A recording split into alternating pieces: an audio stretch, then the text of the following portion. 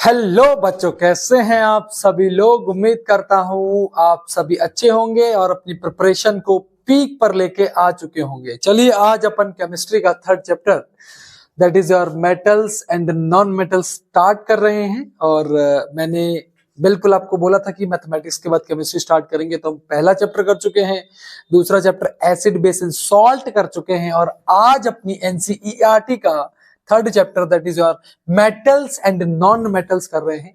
ICSC वाले अगर बच्चे देख रहे हैं इन्हें, तो ये आपकी एक पूरी यूनिट है मेटलर्जी वाली, उसके अंदर मेटल नॉन मेटल वाला चैप्टर है आपका, जिसके अंदर आपको 3 या 4 यूनिट्स होंगी, वो आप कर सकते हैं इस वीडियो के माध्यम से। ठीक है बच्चों, पूरी वीडियो अच्छे से देखनी है। 2x पर देख रहे हैं तो भी अपनी रिस्क पर देखिएगा, बट ये वन शॉट्स ऐसे हैं जो क्वालिटी के साथ कॉम्प्रोमाइज नहीं करते। हमारी क्वालिटी अलग है सभी लोगों से। ठीक है, चलिए स्टार्ट करते हैं बच्चों।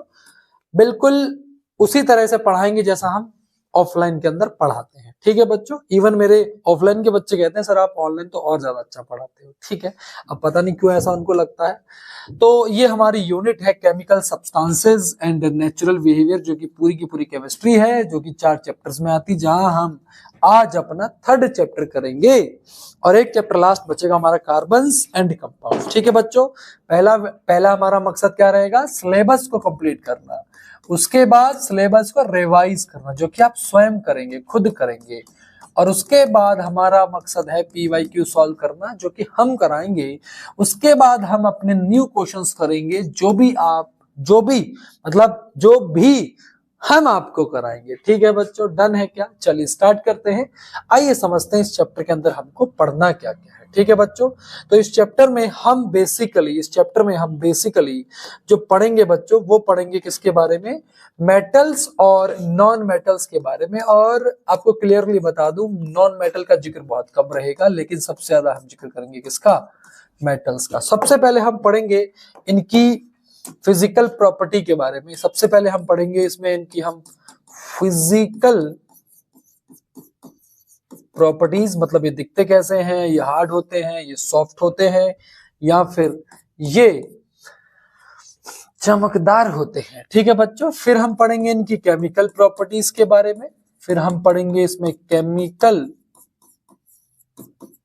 प्रॉपर्टीज के बारे में। और केमिकल प्रॉपर्टीज को हमने बहुत डिटेल में पढ़ना है, जिसके अंदर हम सबसे पहले पढ़ेंगे रिएक्शन विद ऑक्सीजन, जो कि हम बर्निंग भी कह सकते हैं, रिएक्शन विद ऑक्सीजन पढ़ेंगे। फिर हम पढ़ेंगे रिएक्शन विद वाटर, हम पढ़ेंगे रिएक्शन विद वाटर पढ़ेंगे। उसके बाद हम पढ़ेंगे रिएक्शन विद एसिड, जो कि पिछले चैप्टर से भी बहुत कोरिलेट करेगा। अगर आपने नहीं करा है तो प्लीज जाके करके आइएगा। रिएक्शन विद एसिड्स पढ़ेंगे।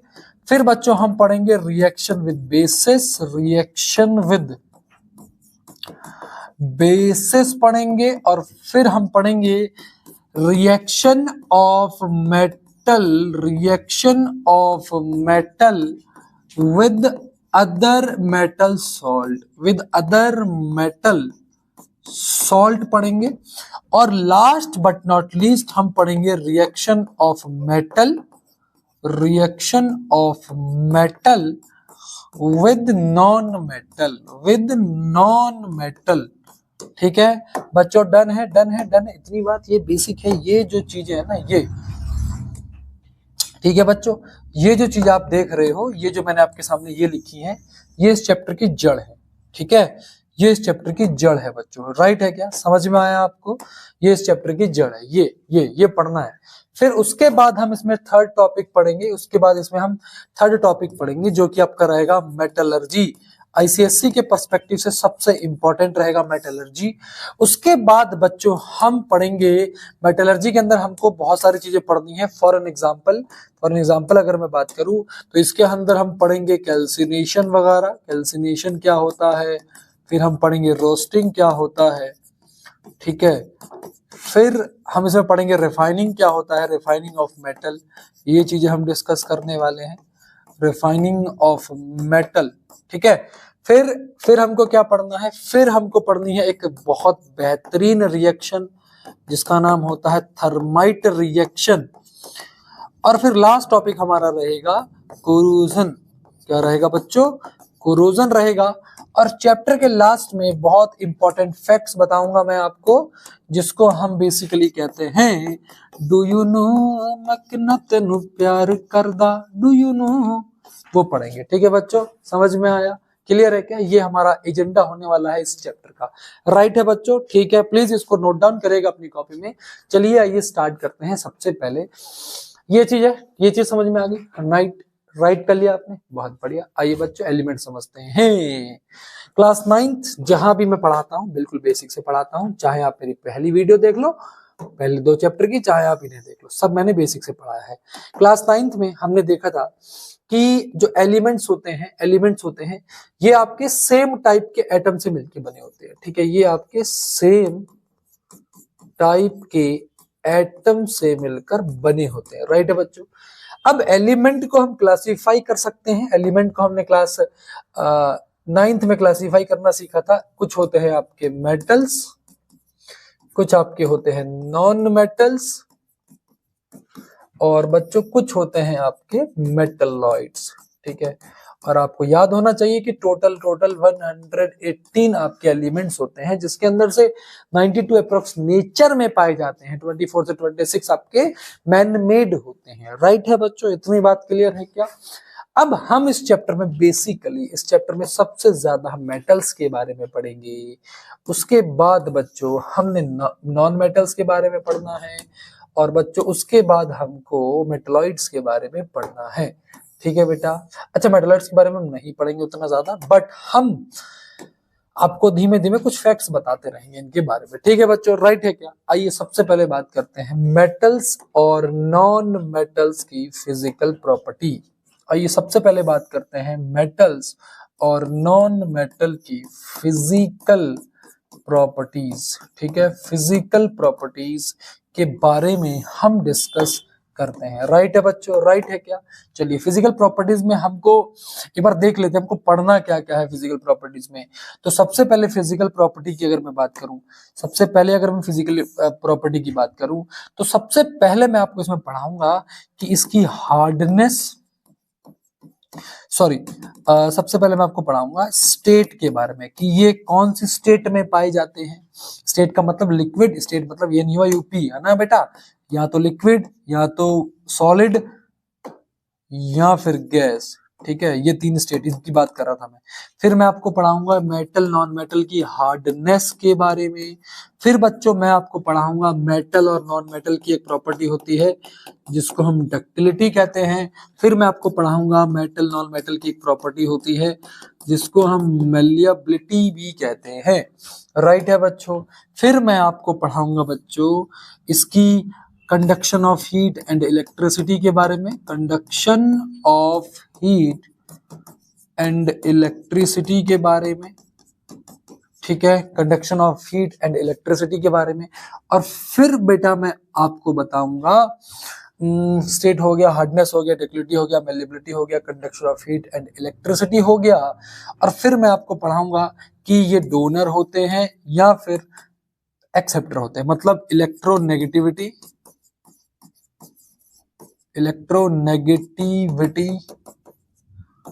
एंड इलेक्ट्रोपॉजिटिविटी, इलेक्ट्रोनेगेटिविटी और इलेक्ट्रोपॉजिटिविटी। राइट है बच्चों? तो कितनी चीजें पढ़नी है हमको इनकी फिजिकल स्टेट में, जो कि एक एक इंपॉर्टेंट है। ठीक है, पहली हम पढ़ेंगे स्टेट, दूसरी हम पढ़ेंगे हार्डनेस, तीसरी हम पढ़ेंगे डक्टिलिटी, चौथी हम पढ़ेंगे मेलिएबिलिटी, पांचवी हम पढ़ेंगे इलेक्ट्रोपॉजिटिविटी और इलेक्ट्रोनेगेटिविटी, और 6th हम पढ़ेंगे conduction of heat and electricity. Right है बच्चों? राइट है क्या? इतनी बात क्लियर है? राइट है?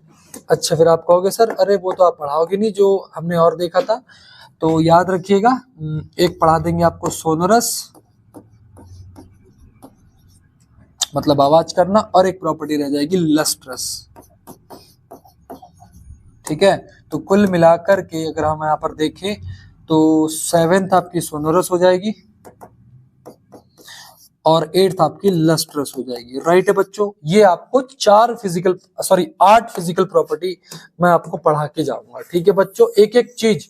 अच्छा, इसको पढ़ाने का तरीका हो सकता है थोड़ा सा अलग, और मैं लिख के भी पढ़ा रहा हूं तो कुछ बच्चों को लग रहा होगा कि क्यों ही लिख रहा हूँ, है ना बेटा, लिख के पढ़ाने का मजा अलग है। ठीक है, तो प्लीज इसको नोट डाउन करेगा अपनी नोटबुक में कि इतनी फिजिकल प्रॉपर्टीज हमको पढ़नी है। राइट है बच्चों, राइट है बच्चों। चलिए, अच्छा, इसके साथ साथ मैं एक एक चीज और लिखवाते चलूंगा, वो रहेगा आपके एक्सेप्शंस। बहुत इंपॉर्टेंट है एक्सेप्शंस। ठीक है, एक्सेप्शंस का मतलब क्या होता है? एक्सेप्शंस का मतलब होता है डू नॉट फॉलो रूल, है ना।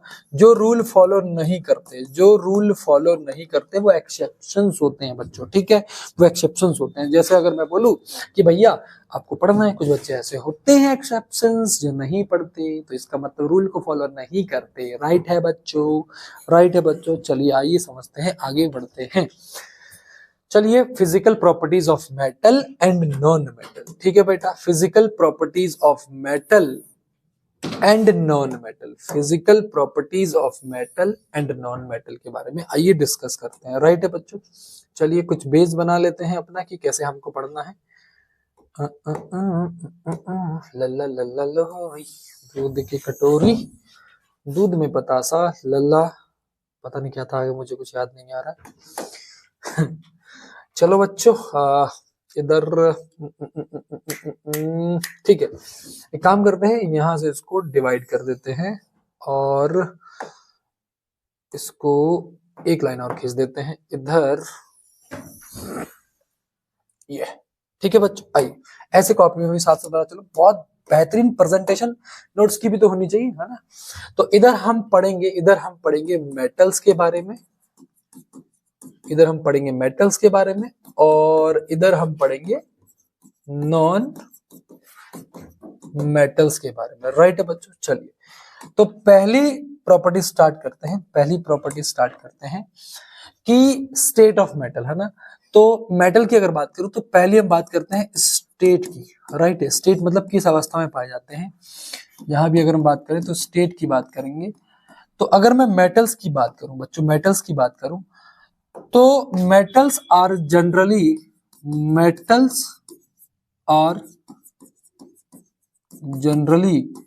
Solid in state. Solid in state मतलब, अब एक सुनना मेरी बात ध्यान से, जैसे आपने स्पॉन्ज देखा होगा, स्पॉन्ज है ना, स्पॉन्ज, अगर गद्दे देखे होंगे आपने, गद्दे के अंदर स्पॉन्ज होता है, उसकी स्टेट क्या होती है? वो सॉलिड होता है, बिल्कुल वो सॉलिड होता है। राइट, अच्छा अगर मैं कहूं कि वो हार्ड है, नहीं सर वो तो सॉफ्ट है। समझ में आया? तो हार्डनेस और सॉलिड में अंतर समझ में आया? गया तो मेटल आपका सॉलिड स्टेट में होता है। राइट है, लेकिन एक्सेप्शन याद रखना है, एक्सेप्शन याद रखना है। मरकरी, अच्छा यहाँ एक्सेप्शन भी तो लिखना है, तो यहाँ एक्सेप्शन भी साथ में लिखते चलना। एक्सेप्शन जो रूल फॉलो नहीं करते, mercury is liquid in room temperature. याद रखिएगा, मरकरी जो है वो रूम टेम्परेचर पे क्या होता है? लिक्विड होता है। डन, बहुत बढ़िया। उसके बाद अगर बात करूं तो अगर मैं नॉन मेटल की स्टेट्स की बात करूं तो नॉन मेटल्स, अच्छा इसी कलर से लिखते हैं ना, अच्छा लगेगा, दोनों जैसे एक जैसे लगेंगे। तो नॉन मेटल्स और solid, non metals are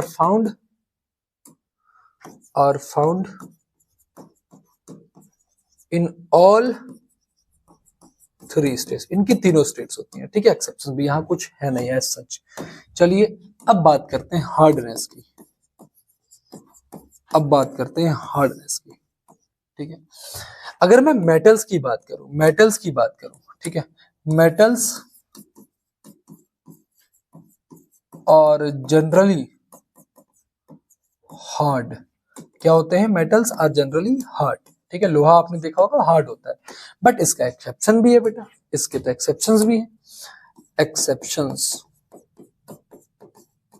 exceptions याद रखने तीनों, लिथियम, पोटेशियम एंड सोडियम। क्या बोला मैंने? लिथियम, पोटेशियम एंड सोडियम, अच्छा अगर इनका सिंबल याद रखना तो Li, lithium Li, potassium K और सोडियम Na। ये जो मेटल्स होते हैं, ये हार्ड नहीं होते, ये are hard, are soft metal. इन्हें क्या कहते हैं?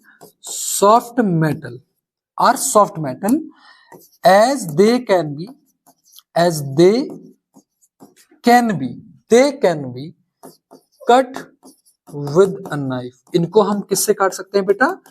चाकू से काट सकते हैं, याद रखिएगा। ठीक है, देखो ये जो आपके मेटल्स होते हैं हार्ड होते हैं, बट ये एक्सेप्शन है, लिथियम, पोटेशियम एंड सोडियम, ये क्या नहीं होते बच्चों? ये क्या नहीं होते? ये हार्ड नहीं होते। क्लियर है बेटा? डन है, समझ में आ गया? क्लियर है? कोई दिक्कत बेटा? कोई दिक्कत नहीं? आप बोलेंगे नहीं सर कोई दिक्कत नहीं। चलिए अब हम बात करते हैं नॉन मेटल की हार्डनेस की। Hardness of non metals, right है बच्चों? राइट है क्या? अब हम नॉन मेटल की हार्डनेस की बात करते हैं। तो याद रखना, non metals are generally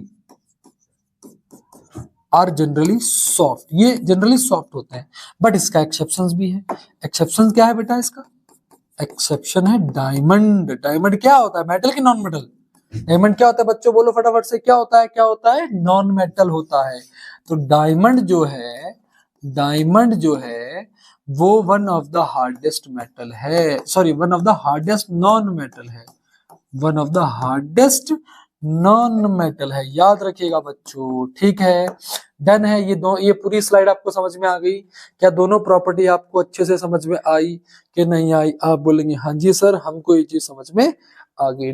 done है, कोई दिक्कत? आप बोलेंगे नहीं सर। ठीक है, अभी सेम यहाँ जो हम पढ़ रहे हैं ना, सेम यही तरीका हमको आगे भी फॉलो करना है। ठीक है, कितनी स्लाइड्स हैं इसकी फिजिकल प्रॉपर्टी की? 3 है। ठीक है, तीनों में हो जाएगा काम। ठीक है बेटा, डन है बच्चों? ये स्लाइड समझ में आ गई क्या? डन है। इसी तरीके से लिखते चलिए, बहुत अच्छे नोट्स बनेंगे आपके। ठीक है, चलिए अगला, मतलब उसी कंटिन्यू कर रहे हैं। ठीक है, मैं यहाँ पर मुझे दोबारा बनाना पड़ेगा, बट हम कंटिन्यू करेंगे। राइट है क्या? राइट है बच्चों? राइट है, कोई दिक्कत तो नहीं आई?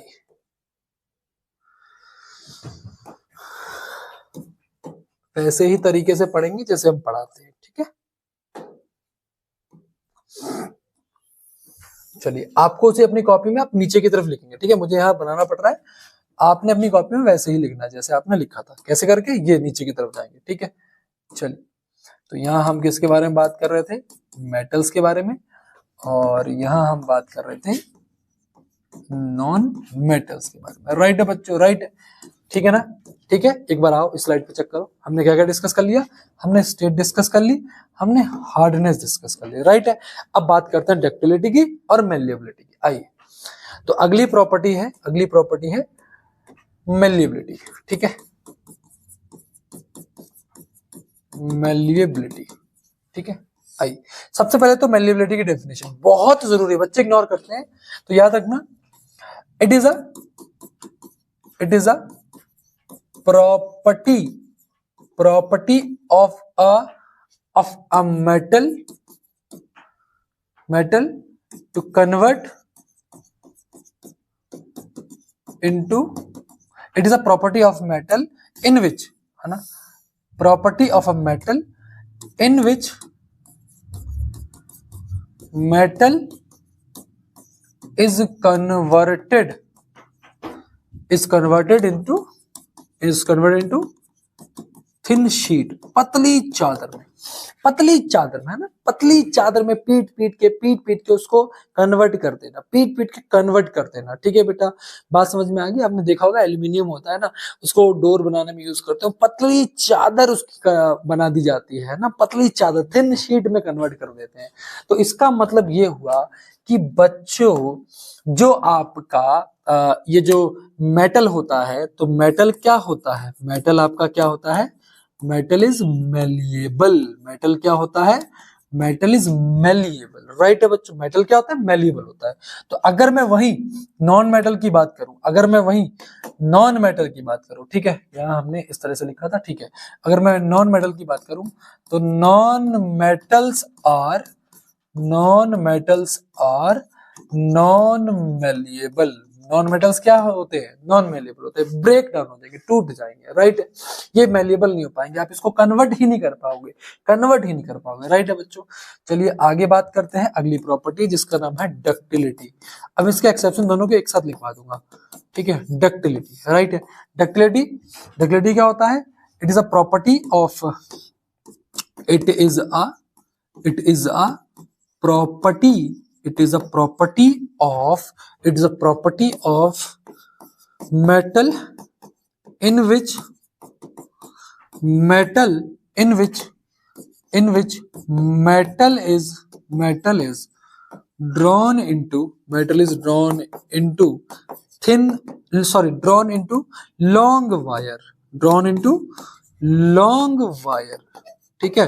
होता क्या है कि इसमें मेटल को हम खींच के लंबी किसमें कन्वर्ट कर सकते हैं, तार में कन्वर्ट कर सकते हैं। अब लोहा भी होता है, मैं आपको बता रहा हूँ, जो इंडस्ट्री वगैरह होती है ना, मेटल को उसको पिघला कर उसकी लंबी तार बनाई जाती है। लंबी तार में शायद देखा होगा बाउंड्रीज वगैरह में आयरन की तार का यूज करा जाता है, वो लंबी तार में कन्वर्ट हो जा रहा है, that is known as ductility, ठीक है।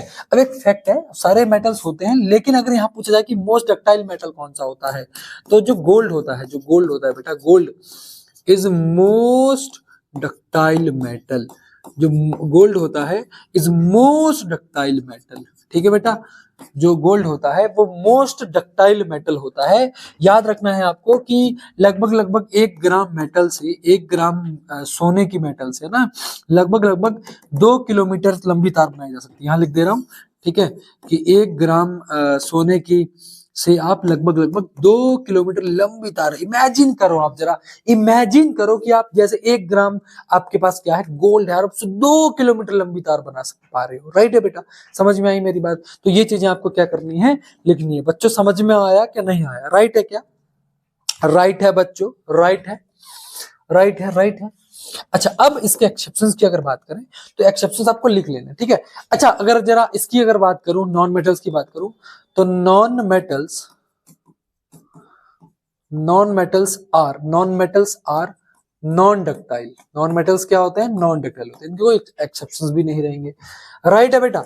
अच्छा, इसमें आपको मेटल्स के एक्सेप्शन लिखने, तो आप कॉपी में लिखिएगा, मैं इधर लिख दे रहा हूं, ठीक है। मेटल्स के एक्सेप्शन, ये दोनों के एक ही एक्सेप्शन है, जैसे जिंक हो गया और जैसे आर्सेनिक हो गया, सिलेबस में शायद आर्सेनिक आपने सुना भी नहीं होगा, मरकरी हो गया, या फिर एंटीमनी हो गया। ये ऐसे हैं जो ना तो मतलब जिसको आप लंबी वायर में भी कन्वर्ट नहीं कर सकते, और आप उसको लंबी शीट, थिन शीट में भी कन्वर्ट नहीं कर सकते, राइट है बच्चों। तो जिंक, आर्सेनिक, मरकरी, एंटीमनी और non malleable and non ductile metal, I repeat, मैं इसको इधर लिख रहा हूं, मेटल वाली जगह इधर, मैं इधर लिख रहा हूं, ठीक है। नॉन डक्टाइल मेटल्स, राइट है बच्चों। इतनी चीजें आपको क्या करनी है, याद रखनी है, ठीक है बच्चों। इतनी चीजें आपको क्या रखनी है, याद रखनी है, राइट है क्या?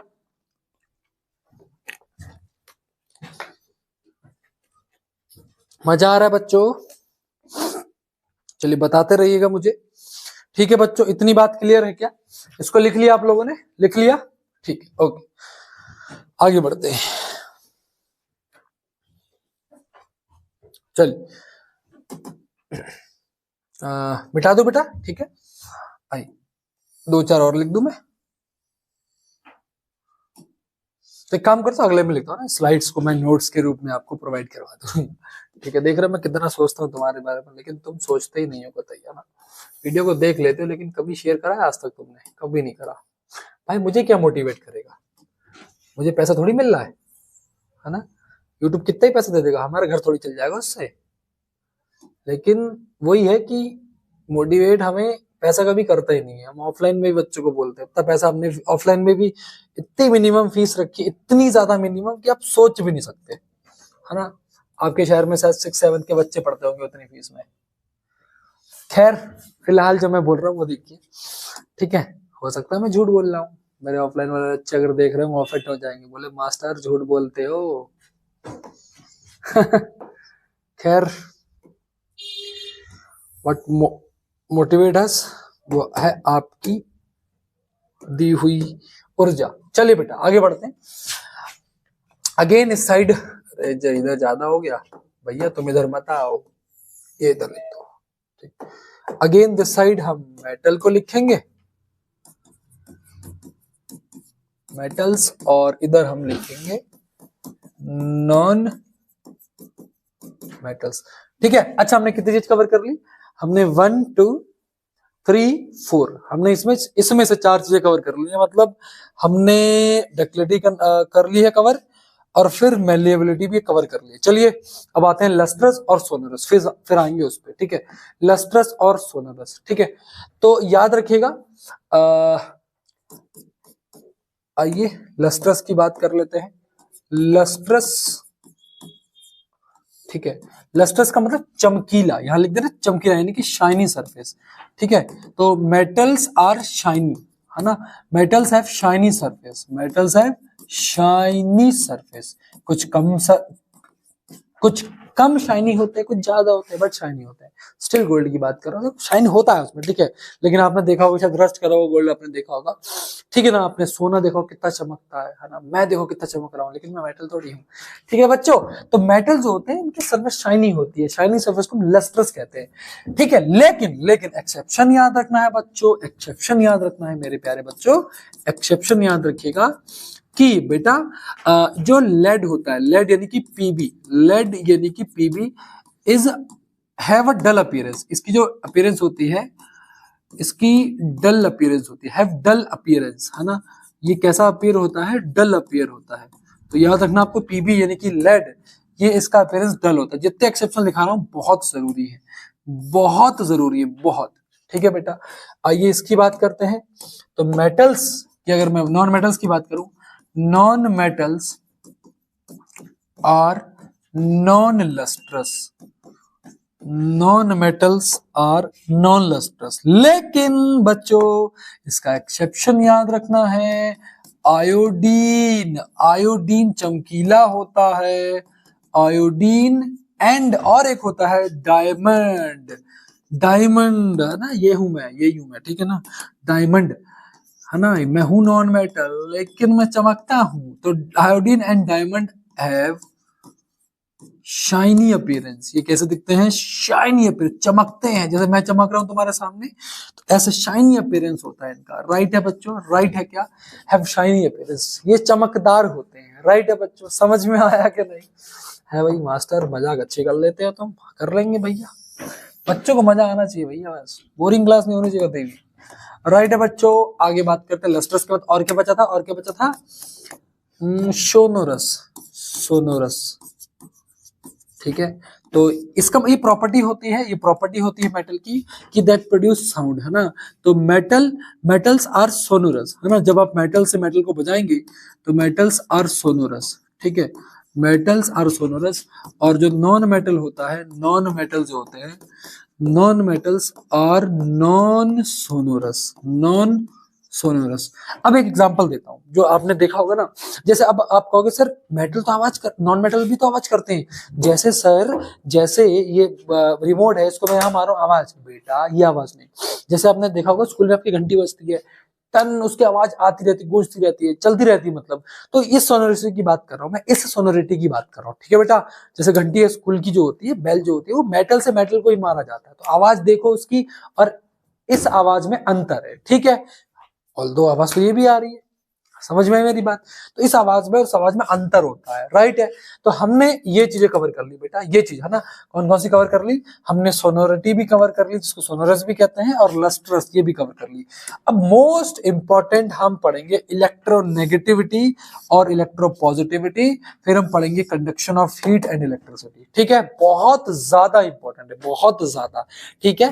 हो सकता है ऑफलाइन मेरे वाले बच्चे जो मेरे देख रहे हैं, हो सकता है मैंने ये चीज, ये वाला पॉइंट ना लिखवाया, हो सकता है, ठीक है। नोट कर लेना बेटा कॉपी में, ठीक है, कोई दिक्कत है क्या? चलिए आगे बढ़ते हैं, इलेक्ट्रोनेगेटिविटी एंड इलेक्ट्रो पॉजिटिविटी, ठीक है। आइए इसको डिस्कस करते हैं बच्चों, आइए इसको डिस्कस करते हैं बच्चों, आइए।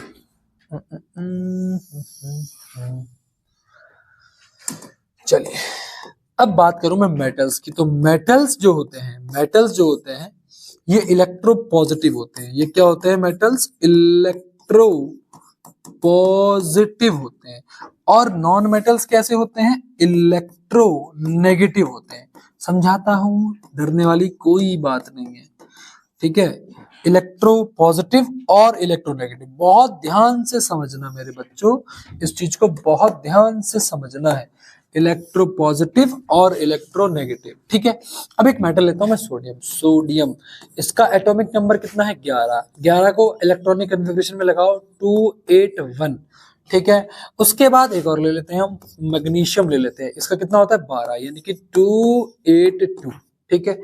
उसके बाद हम ले लेते हैं एल्यूमिनियम। एल्यूमिनियम 283, यानी कि 13 पे होता है ना ये, राइट। सही लिखा मैंने, बिल्कुल सही लिखा है। अब आप चेक करो कि आपने उसमें पढ़ा था, किसमें पढ़ा था बेटा, आपने ऑक्टेट रूल में पढ़ा था कि मिनिमम आउटर शेल में 8 होने चाहिए। अब यार इसको या तो 7 चाहिए, या तो किसी को 1 दे दे, या तो 6 चाहिए, या तो किसी को दे दे, या तो 7 5 चाहिए, या तो ये 3 किसी को दे दे। बहुत ध्यान से समझना, बहुत ध्यान समझना, ठीक है। तो होगा क्या कि इसके पास जो एक इलेक्ट्रॉन ज्यादा है, एक इलेक्ट्रॉन ज्यादा है, तो ये दूसरे को दे देगा। देने वाला हमेशा पॉजिटिव, क्या दे रहा है, इलेक्ट्रॉन।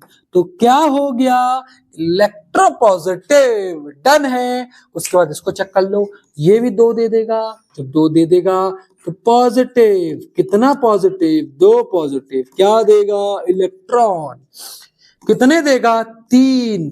तो इसका मतलब इलेक्ट्रोपॉजिटिव। अब इसीलिए कहा जाता है, इसलिए कहा जाता है कि मेटल्स की अगर हम बात करें, दुनिया का कोई भी मेटल्स है, दुनिया का कोई भी मेटल्स है, तो इसलिए कहा जाता है they have 1, 2, 3 electron in their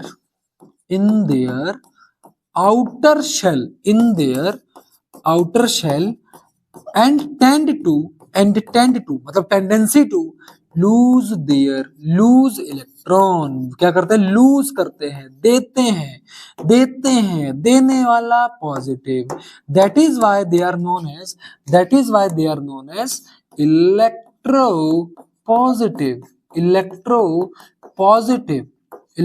positive. जैसे Na के ऊपर +1 लग जाएगा, Mg के ऊपर +2 लग जाएगा, Al के ऊपर +3 लग जाएगा। ये चीज समझ में आई। मैं बहुत कम एग्जांपल नहीं लेके समझा रहा हूँ, बहुत इनफ एग्जांपल लेके समझा रहा हूँ, बेटा। बात समझ में आई, ठीक है, डन है। इलेक्ट्रोपॉजिटिव समझ में आ गया, इसकी प्रॉपर्टी मेटल की। क्या कर रहा है, एक्सेप्ट कर रहा है कि डोनेट कर रहा है, डोनर है। इलेक्ट्रोपॉजिटिव मतलब डोनर, यहां ब्रैकेट में लिख लेना, डोनर, यहां ब्रैकेट में लिख लेना, डोनर। बिक्की डोनर नहीं भैया, वो तो स्पर्म डोनेट करता था, ये क्या डोनेट कर रहा है, इलेक्ट्रॉन, ठीक है। तो डोनर, ठीक है, डन है बच्चों, डन है। कितना मजा आ रहा है, कितने खिलखिले चेहरे हो गए, नहीं शर्म नहीं आ रही तुम्हें, ठीक है। चलिए, तो डन है। ओके, चलो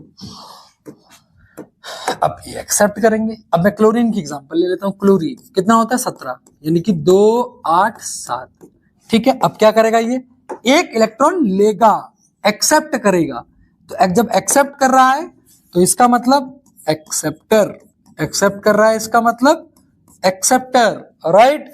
और ये क्या करेगा, गेन करेगा कि लॉस करेगा, नहीं है ना, तो ये करेगा लॉस, है ना। तो generally non metals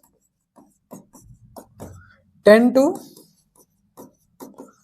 gain electrons, ठीक है ना, ठीक है ना, राइट। इनके आउटर शेल में कितने इलेक्ट्रॉन होंगे, 5 6 7। अच्छा 4 क्यों नहीं है, पढ़ेंगे, टेट्रावैलेंट पढ़ेंगे, अरे पढ़ेंगे अगले चैप्टर में ना, ठीक है। तो याद रखिएगा, दे हैव, ये लिख लीजिएगा इसको, कि they have 5 6 7 electron in their outer shell. लिख लो, यहाँ पे लिख लो, अरे लिख दूं मैं। तो दे हैव 5 6 7 इलेक्ट्रॉन्स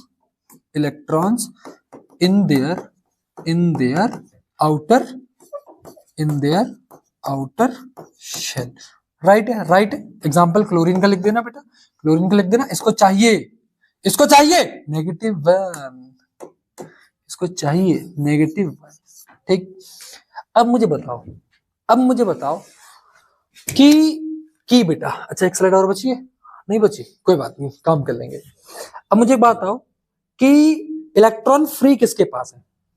फ्री किसके पास है? क्या इसके पास है कि इसके पास है? जाहिर सी बात है भैया, किसके पास है? किसके पास है? मेटल्स के पास। जब इसके पास इलेक्ट्रॉन फ्री है तो इसका मतलब इलेक्ट्रॉन मूव कर सकते हैं एक जगह से दूसरी जगह। फिजिक्स में पढ़ाऊंगा इलेक्ट्रिसिटी में कि इसका मूवमेंट, चार्जेस का मूवमेंट एक प्लेस से दूसरी प्लेस, इसी को हम इलेक्ट्रिसिटी कहते हैं। तो इलेक्ट्रिसिटी का मतलब इलेक्ट्रॉन का मूव होना, कंडक्ट होना। तो इलेक्ट्रिसिटी कंडक्ट किसमें होगी? मेटल्स में। तो अगली प्रॉपर्टी लिख लेना, कंडक्शन ऑफ इलेक्ट्रिसिटी। ठीक है, जरा देखो छोटा हो जाएगा ये। जे क्या हो गया, कोई नहीं भाई, सीखना पड़ा वैसे चलाना। कोई बात नहीं।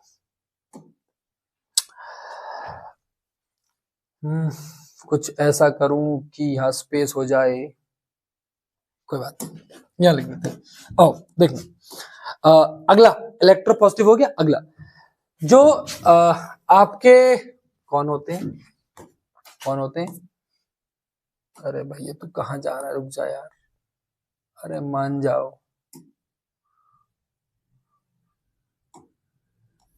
अरे ये तो डबल डबल हो जा रहा है यार, बड़ा बेशरम है भाई, भाग जाए यहाँ से। ये तो बिल्कुल रिश्तेदार, अरे ये तो कितने सारे आ गए, व्हाट इज हैपनिंग। चलो कोई नहीं, छोड़ो बेटा, यही लिख दे रहा हूँ, ठीक है ऊपर। तो ये जो आपके मेटल्स होते हैं ये good conductor of electricity and heat करते हैं। ठीक है, ये good conductor of electricity and heat के होते हैं। नॉन मेटल्स की बात करूं तो ये बैड कंडक्टर होते हैं। ये क्या होते हैं? बैड कंडक्टर्स होते हैं। राइट है, तो इसको, इनको इंसुलेटर कहा जाएगा। इनको क्या कहा जाएगा? इंसुलेटर, है ना। ये डू नॉट कंडक्ट इलेक्ट्रिसिटी, यहाँ लिख देना फटाफट से, है ना। दे डू, अरे ये तो मिट रहा था, हम भी कितने बेवकूफ है, अरे ये तो मिट रहा था यार। चलो खैर, अब क्यों मिटाएं। तो ये do not conduct electricity, right है बच्चों। तो ये डू नॉट कंडक्ट इलेक्ट्रिसिटी, ठीक है।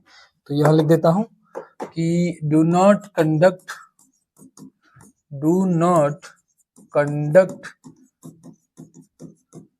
Electricity, do not conduct electricity, right है बच्चों। समझ में आया ये चीज? और एक किससे रिलेटेड थी? इलेक्ट्रोनेगेटिविटी और इलेक्ट्रो पॉजिटिविटी से। किससे कनेक्टेड थी? इलेक्ट्रोनेगेटिविटी और इलेक्ट्रो पॉजिटिविटी से। राइट है बच्चों, बात समझ में आई क्या? डन है यहां तक? कोई प्रॉब्लम बताओ मेरे बच्चों, बता दो फटाफट से। ठीक है, चलिए डन है। एक पॉइंट यहाँ पर मेरे पास जगह नहीं लिखने की यार, लिख लो यार फटाफट से कि अगर आपसे पूछा जाए कि बेस्ट कंडक्टर कौन है, तो बेस्ट कंडक्टर को याद रखना, best conductor of electricity, best conductor अगर पूछा जाए तो आप लिख सकते हैं silver and copper, silver and copper. Right है बच्चों, इतना हमने लिखा, इतना हमने जाना, इतना हमने समझा। डन है, डन है, ओके ठीक है ना। एक बार रिकैप कर लेते हैं। स्टेट हमने पढ़ा सॉलिड होती है, एक्सेप्शन मर्करी याद रखना है आपको। हार्डनेस की बात करनी है तो लिथियम, पोटेशियम, सोडियम सॉफ्ट होते हैं। यहां पर कोई एक्सेप्शन इसका नहीं लिखवाया मैंने। चलिए उसके बाद मेलिएबल हमने पढ़ा, ये पढ़ लिया। फिर हमने लस्ट्रस पढ़ा, और लस्ट्रस में हमने लेड को पढ़ा, डल अपीयरेंस होता है। उधर हमने आयोडीन डायमंड पढ़ा होता है, ठीक है। सोनोरिटी में हमने दोनों चीजें पढ़ी। इलेक्ट्रोपॉजिटिव में यहाँ एक्सेप्शन नहीं है, याद रखना है आपको, ठीक है। लेकिन बेस्ट कंडक्टर ऑफ इलेक्ट्रिसिटी आपका सिल्वर और कॉपर होता है। राइट है, राइट है। अब अगला टॉपिक स्टार्ट करते हैं बच्चों, अगला टॉपिक। अच्छा लेकिन उससे पहले ये चीज देखो ध्यान से, कैसे पहचानोगे कौन मेटल है कौन नॉन मेटल है। देखो आउटर शेल में कितना इलेक्ट्रॉन, 1 2, यहाँ देखो 1 2 3 आउटर शेल। अरे ये आउटर शेल नहीं है ना, ये आउटर शेल ये है। देखो 1 2 3, ये 1 और 2, तो क्या इनका नाम? Sodium, magnesium, aluminium, potassium, calcium, सारी क्या होते हैं? मेटल्स होते हैं। सारी क्या होते हैं? मेटल्स। ठीक है, समझ में आया। नॉन मेटल देख लो, 5 6 7, 5, 6, 7, ये क्या है? Non metals. अच्छा, जिसके आउटर शेल में 8 इलेक्ट्रॉन्स होंगे और 2 होंगे, उनको नोबल गैसेस कहा जाएगा, और इनका इलेक्ट्रॉनिक कॉन्फ़िगरेशन जो होगा वो नोबल गैस कॉन्फ़िगरेशन ही कहलाता है। ठीक है, नोबल गैस कॉन्फ़िगरेशन याद रखिएगा। बस ये चीज मैंने आपको बतानी थी, आपको याद रखनी है कि आप कैसे पहचानोगे कि वो मेटल है कि नॉन मेटल। इसमें केस में क्वेश्चन आते हैं, दिखाऊंगा मैं आपको क्वेश्चन। ठीक है ना, जिसके आउटर शेल में 1, 2, 3 मेटल, जिसके आउटर शेल में 5, 6, 7 नॉन मेटल, जिसके आउटर शेल में 8 वो गैस है, नोबल गैस है। राइट है, समझ में आया? क्लियर है? कोई दिक्कत? अरे परेशानी कोई? बोलो। चलिए नया टॉपिक स्टार्ट करते हैं। केमिकल क्या है? Chemical properties of metal and non metal. बच्चों अपनी कॉपी में हेडिंग बना लीजिएगा, बच्चों अपनी कॉपी में हेडिंग बना लीजिएगा फटाफट से। डाल दिया नोट्स बच्चों? डाल दिया नोट? बताओ फटाफट से, बोलो। Chemical properties of metal and non metal. आओ इसका पहले माइंड मैप बनाते हैं। माइंड मैप शायद हम बना चुके बेटा, आइए एक बार चेक कर लेते हैं किस किस की रिएक्शन पढ़नी है हमको। हमको रिएक्शन विद ऑक्सीजन पढ़नी है, रिएक्शन विद वाटर पढ़नी है, रिएक्शन विद एसिड पढ़नी है, रिएक्शन विद बेस पढ़नी है। अच्छा, ये जनरली हम बेस इसमें पढ़ेंगे, देखेंगे आगे। और विद अदर मेटल सॉल्ट और विद नॉन मेटल पढ़नी है। ठीक है, आइए तो सबसे पहले एक एक करके पढ़ते हैं। मेटल और नॉन मेटल की रिएक्शन विद, है ना, रिएक्शन विद ऑक्सीजन। ठीक है, और उसके बाद हम पढ़ेंगे reaction with water, reaction with water. Right है बच्चों, आइए एक एक करके पहले डिस्कस कर लेते हैं, फिर मैं यहां पर लिखता रहूं। आइए सबसे पहले हम पढ़ते हैं मेटल और नॉन मेटल की रिएक्शन किसके साथ? ऑक्सीजन के साथ। कुछ बहुत इंपॉर्टेंट चीजें बताऊंगा, बहुत ज्यादा इंपॉर्टेंट बेटा, याद रखना और फोकस के साथ, बिल्कुल शांति से ईयरफोन लगा के अगर बैठे हो तो शांति सुनो इसे केवल। ठीक है, बहुत ध्यान सुनना। रिएक्शन ऑफ ऑक्सीजन विद, मतलब reaction of metal with oxygen और reaction of non metal with oxygen. ठीक है बेटा, आइए दोनों को एक बार डिस्कस करते हैं। बहुत ध्यान से देखना। अगर मैं किसी मेटल की रिएक्शन, ठीक है बच्चे, बहुत ध्यान से सुनिएगा, बहुत ध्यान सुनना है। अगर हम किसी मेटल की रिएक्शन ऑक्सीजन से कर रहे हैं तो हमारा बनेगा मेटल का ऑक्साइड। क्या बनेगा? मेटल का ऑक्साइड। पहले एग्जांपल से समझते हैं। जैसे कोई मेटल सोडियम ले लिया, मैंने ऑक्सीजन से रिएक्शन करवा दी, तो ये अब बनेगा आपका Na2O। अभी कैसे बना? तो 9th में पढ़ के आए हो कि Na की वैलेंसी +1 एक इलेक्ट्रॉन देगा, ऑक्सीजन की -2, 2 चाहिए, तो हम क्रॉस मल्टीप्लाई कर देते थे, तो ये बन जाएगा Na2O। इतनी बेसिक नॉलेज आपको होनी चाहिए। ठीक है, एक मेटल ले लिया हमने और एक आपका नॉन मेटल ले लिया, सॉरी एक ऑक्सीजन ले लिया। उसके बाद और ले लो, कैल्शियम और ऑक्सीजन, क्या बनेगा? CaO। याद करो, Ca +2, ऑक्सीजन -2, तो प्लस माइनस अट्रैक्ट हो जाएंगे, CaO बन जाएगा। तो इसका मतलब ये जो बन रहे हैं, ये क्या बन रहे हैं? ये मेटल के ऑक्साइड्स बन रहे हैं। ये क्या बन रहा है बच्चों? मेटल के ऑक्साइड। कंसेप्ट क्लियर हो गया? बहुत बढ़िया। उसके बाद अगर मैं किसी नॉन मेटल को ले लूं, तो उसकी रिएक्शन ऑक्सीजन से करा दूं, तो क्या बनेगा? नॉन मेटालिक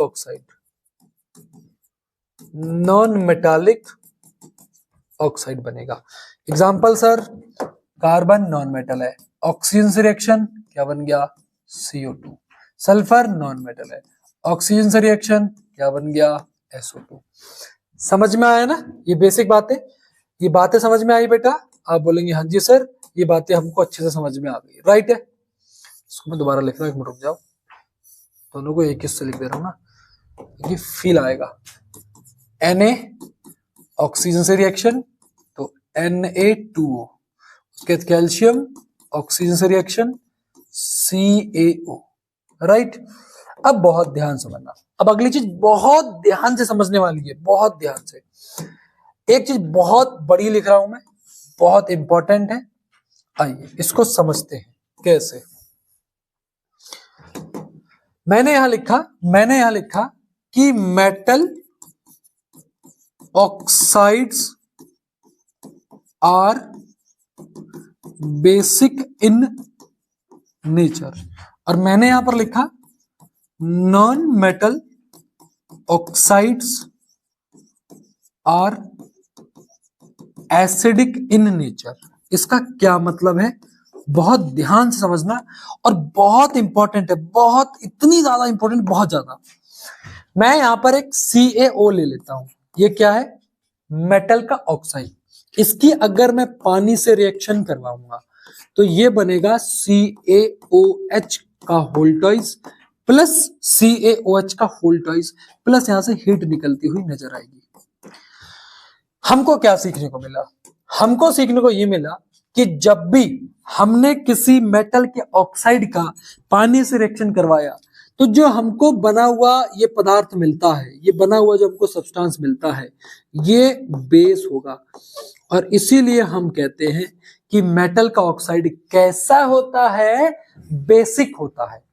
और मेटल का ऑक्साइड अगर बेसिक है तो ये कभी भी बेस से रिएक्ट नहीं करेगा। एक्सेप्शंस होते हैं, क्या बोला मैंने, मेटल का ऑक्साइड बेसिक नेचर का है। क्यों, क्योंकि जब भी वो वाटर से रिएक्ट करेगा तो वो बेस फॉर्म करेगा। इसी चीज को मैं लिख देता हूं, ठीक है। तो बिकॉज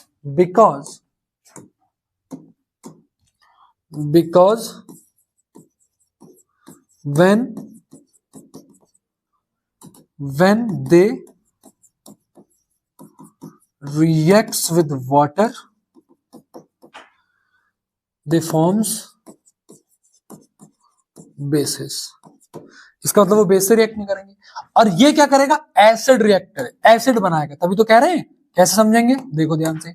मान लो आपका CO2 है, इसको मैंने वाटर से रिएक्ट करवाया तो यहां पर बनेगा HCO3, H2CO3 है ना, H2CO3, SCO3, ठीक है, SCO3। तो ये जो आपका हो जाएगा कार्बोनिक एसिड है, ये क्या है, कार्बोनिक एसिड। दूसरा एग्जांपल ले लेते हैं, मान लो आपने ले लिया SO2, इसकी रिएक्शन आपने वाटर से करवाई तो ये बनाएगा H2SO4, सल्फ्यूरिक एसिड हो गया। तो ये क्या हो गया, एसिड हो गया। तो इसमें लिख देता हूं आगे मैं रीजन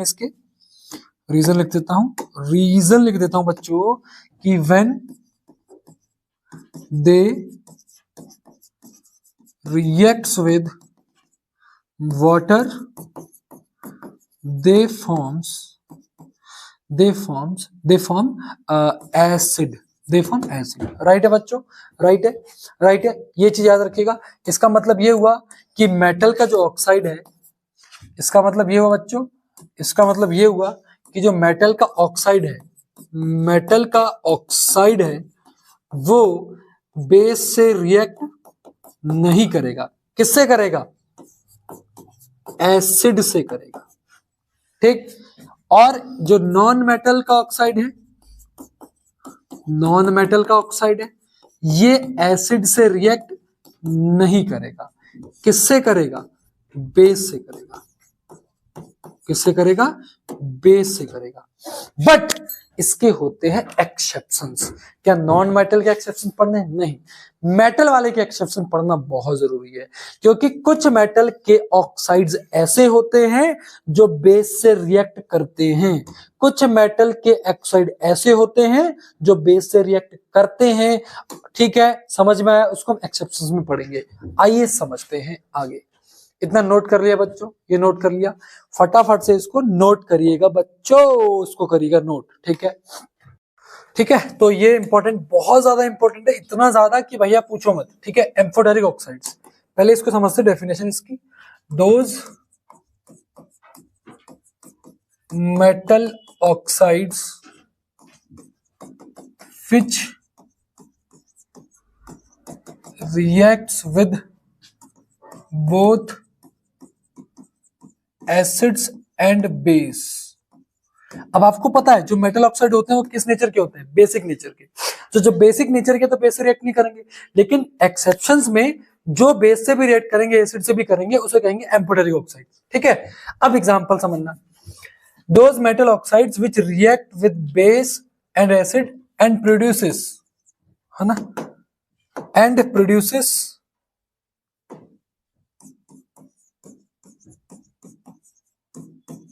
सॉल्ट्स एंड वाटर। जो सॉल्ट और वाटर प्रोड्यूस करे उसे हम क्या कहेंगे, एम्फोटेरिक ऑक्साइड। अब एग्जांपल ले लेते हैं, जैसे अगर मैं बात करूं Al2O3, ये आपका एल्यूमिनियम ऑक्साइड है। फिर एक आता है जिंक ऑक्साइड यानी कि ZnO। अब ये दोनों ही एग्जांपल किसके हैं बच्चों, आपके एम्फोटेरिक ऑक्साइड्स के हैं, क्योंकि ये ऐसे मेटल ऑक्साइड हैं जब आप इसको रिएक्ट कराओगे एसिड और बेस से तो ये सॉल्ट बनाएंगे और क्या बनाएंगे, आपके वाटर बनाएंगे। ठीक है, आइए एक एक करके समझते हैं। जैसे ZnO है, ठीक है, इसकी अगर मैं HCl से रिएक्ट कराऊंगा तो ये बन जाएगा ZnCl2 प्लस H2O। सिमिलरली अगर मैं इसकी बेस से रिएक्ट करवाऊंगा NaOH से तो ये बना लेगा Na2ZnO2 प्लस पानी बन जाएगा यानी कि वाटर। अब यहां ध्यान देने वाली बात बच्चों ये है कि ये जो Na2ZnO2 बना है इसको कहा जाता है सोडियम जिंकेट। बहुत ज्यादा इंपॉर्टेंट है सोडियम जिंकेट। ठीक है बच्चों, Na2ZnO2 को सोडियम जिंकेट बोला जाता है। ये कब बनेगा, जब आपका जिंक ऑक्साइड रिएक्ट करता है किसके साथ, बेस के साथ। ध्यान है बच्चों, आइए दूसरा समझते हैं। Al2O3, इसकी जब मैं रिएक्शन HCl से कराऊंगा तो ये AlCl3 प्लस वाटर बनाएगा यानी कि H2O, और जब मैं इसकी रिएक्शन NaOH से करवाऊंगा तो ये बनाएगा NaAlO2 प्लस क्या बन जाएगा, यहाँ पर वाटर बनेगा। राइट है बच्चों, ये बहुत ज्यादा इंपॉर्टेंट है, ये बहुत ज्यादा इंपॉर्टेंट है, ये चीज आपको याद रखनी है। डन है बच्चों, ये जो आपको प्रोडक्ट बना है इसको कहा जाएगा सोडियम एल्यूमिनेट। क्या कहा जाएगा बच्चों, इसको कहा जाएगा सोडियम एल्यूमिनेट और इसको कहा जाएगा सोडियम जिंकेट। ठीक है ना, ये दोनों बहुत ज्यादा इंपॉर्टेंट है। अब बहुत ध्यान समझना, यहाँ पर मेटल क्या है Zn, यहाँ पर मेटल क्या है Al, यानी कि Al और Zn की बात करूं, इनके ऑक्साइड क्या थे, एम्फोटेरिक ऑक्साइड। इसका मतलब Al और Zn दोनों है, इसको हम कहेंगे एम्फोटेरिक मेटल्स। याद रखिएगा, एम्फोटेरिक मेटल्स। ठीक है, ऑल्दो सीबीएसई में इतना ज्यादा एम्फेसाइज इस पे नहीं करा जाता, आईसीएसई में बहुत ज्यादा एम्फेसाइज होता है। डन है बच्चों, ये स्लाइड बहुत इंपॉर्टेंट है। एम्फोटेरिक ऑक्साइड पे सीबीएसई लगातार सालों में सवाल पूछती आई है। ठीक है, चलिए आइए बढ़ते हैं अगले टॉपिक की तरफ, फटाफट से नोट करेंगे। यहाँ आ जाते हैं हम फटाफट से। ठीक है, यहाँ हमने पढ़ लिया। अब ना जैसे आपने अगर एक्टिविटी सीरीज पढ़ी होगी है ना, तो अभी पढ़ाता हूँ मैं आपको, बट ये फैक्ट अभी पढ़ाऊंगा थोड़ी देर में, रुक जाइए है ना। इसको मैं यहाँ से हटा रहा हूँ और आइए, अच्छा इसको पहले बता देता हूँ ये है क्या। ये आपका सोडियम है जो कि बहुत सॉफ्ट मेटल था, इसको हम चाकू से भी काट सकते हैं। ये डायमंड है जो कि नॉन मेटल है लेकिन चमकीला है। और ये मर्क्यूरी है जो कि रूम टेम्परेचर पे क्या हो जा रही है, मेल्ट हो जा रही है ना। याद रखना ये आपको लिक्विड में मिलती है, एक्सेप्शन में याद रखना ये मर्क्यूरी मेटल है लेकिन रूम टेम्परेचर पे किस में मिल रही है, लिक्विड स्टेट में। ये डायमंड है, नॉन मेटल है, चमकीला दिखाई दे रहा है। ये आपका चाकू से काटा जा रहा है। राइट है बच्चों, आइए आगे समझाता हूँ, मैं थोड़ी सी चीज समझानी थी, सो आई वांट स्पेस हियर। चलिए अब थोड़ी चीज समझना, जैसे अपना कॉपी में हेडिंग बना लो, रिएक्टिविटी सीरीज ऑफ मेटल्स। अगर आपने पहला चैप्टर पढ़ा हो मुझसे तो मैंने बताया था कि ये चीज हमने भी कहां से सीखी है, हमने मतलब हमको भी कहां से पता लगी। ठीक है, हमको भी कहां से चीजें पता लगी। तो एक रिएक्टिविटी सीरीज को याद करने का एक तरीका बताया था हमने आपको। केदारनाथ का माली आलू जरा फीका पकाता है, फिर हाई कोर्ट है आपका। ठीक है, ये कहां से हमने भी चीजें जानी है, इसको मैंने कार्बन कह रहा हूं, केमिकल रिएक्शन और इक्वेशन वाले चैप्टर में बताया था। जो सबसे ऊपर है ये सबसे ज्यादा रिएक्टिव होगा, ये हाईली रिएक्टिव होगा, ये हाईली रिएक्टिव होगा, और जैसे जैसे नीचे आ जाएंगे तो ये आपके क्या होंगे, लेस रिएक्टिव होंगे। ठीक है बच्चों, ऊपर से नीचे की तरफ आ गए। अब इसमें जानने की जरूरत है ये जो आपके पोटेशियम और सोडियम मेटल है, ये दोनों मेटल ये इतने ज्यादा रिएक्टिव होते हैं, ये इतने ज्यादा रिएक्टिव होते हैं कि इसको आप खुले में नहीं रख सकते। जैसे खुले में रखोगे तो एयर के कांटेक्ट में आके जल जाएंगे और एक्सीडेंटल फायर हो सकती है, जिस वजह से इनको केरोसिन के तेल में डुबो के रखा जा सकता है। तो याद रखिएगा, ये पॉइंट 1 नंबर का सवाल आता है। तो हाईली, यहां मैं लिख रहा हूं highly reactive metals such as potassium, sodium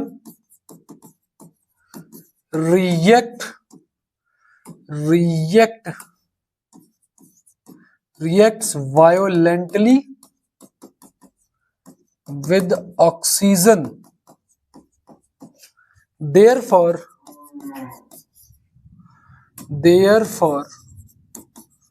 to prevent accidental fires,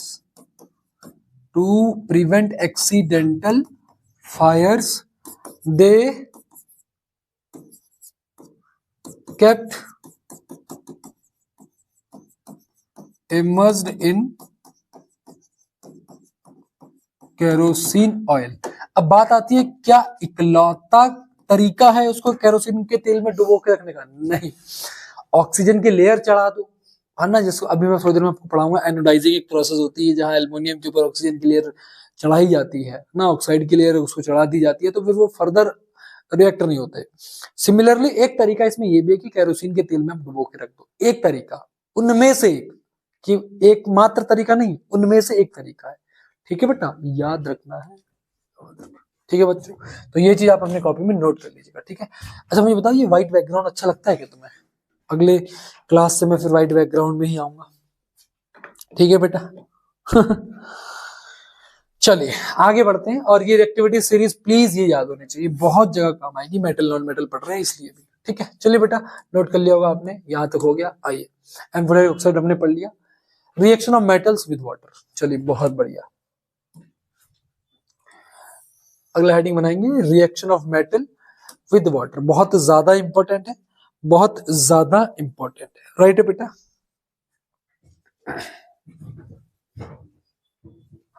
note कर लो पहले आराम से ना, नोट कर लो बेटा, नोट कर लेगा बेटा बड़े आराम से। ये कर लिया नोट, चलो आगे बढ़ेंगे। कर लिया नोट फटाफट से, है भाई?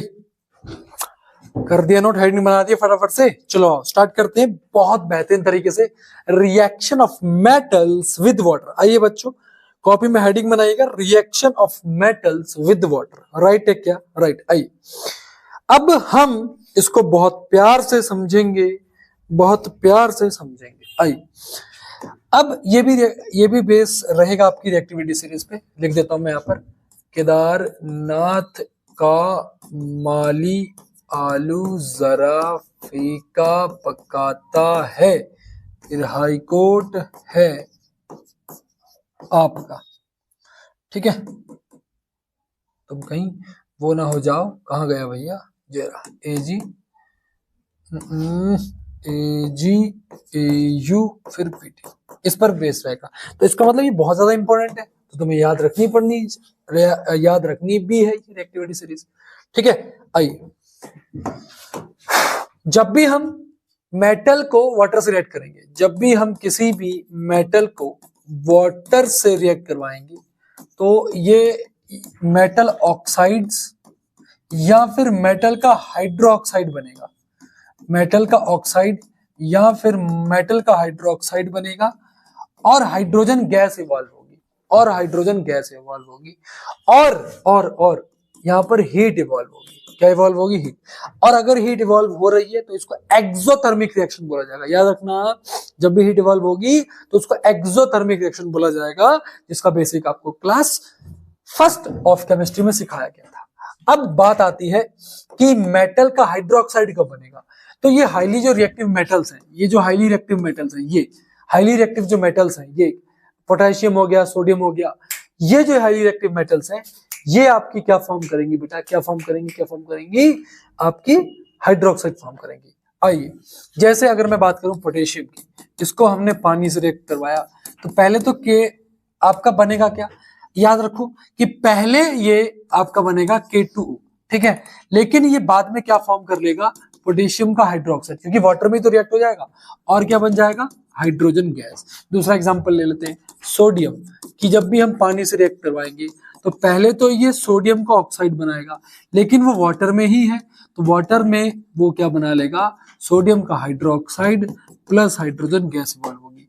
यही मैं आपको समझाना चाह रहा था कि जब भी किसी मेटल को वाटर से रिएक्ट कराएंगे, जो हाईली रिएक्टिव मेटल होगा वो क्या बनाएगा, सोडियम हाइड्रोक्साइड और क्या बनाएगा, hydrogen gas. Metal sodium water से रिएक्ट करवाया, सोडियम ऑक्साइड बना, लेकिन वाटर के साथ रिएक्ट करके उसने क्या बना लिया, फिर से सोडियम हाइड्रोक्साइड। राइट है क्या, बात समझ में आ गई। ये दोनों एक्सेप्शंस, मतलब ये दोनों एग्जांपल इसमें याद रखने हैं, बहुत ज्यादा इंपॉर्टेंट है ये दोनों एग्जांपल, ठीक है।